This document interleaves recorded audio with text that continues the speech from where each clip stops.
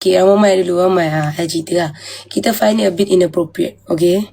Sebab dia kerja yang melibatkan berpartner. So, easy to say. We both agree with this, okay? We both agreed on this. Jangan risau, aku dengan dia dah borak. And kita dua-dua agree, baik aku hide. Okay? Tak ada orang guna sesiapa pun kat sini. Janganlah pasal orang putih sangat, sorry. Kita dua-dua setuju untuk hide. Dia hide, I'll hide. Memang fully benda ni private gila-gila. So, kalau boleh, I'll appreciate korang kalau tak mention lah pasal kita lagi.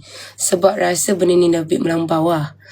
Dia upload video, post-post gambar kita berdua.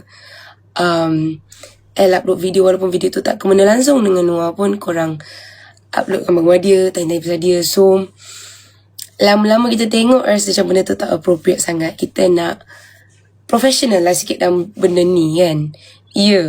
Tak ada clash, tak ada apa-apa, okay? Please korang faham.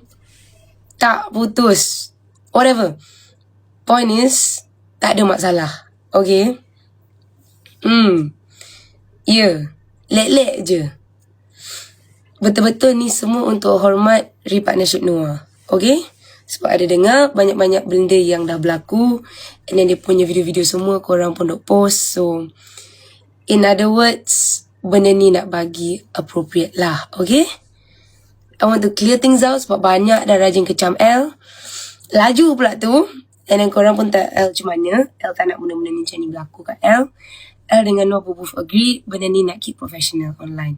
Sebab dia ada kerja dia. Okay? Wallpaper kau boleh jangan tanya lah. It will still stay there. But please jangan tanya dah. Kita nak keep benda ni private gila-gila.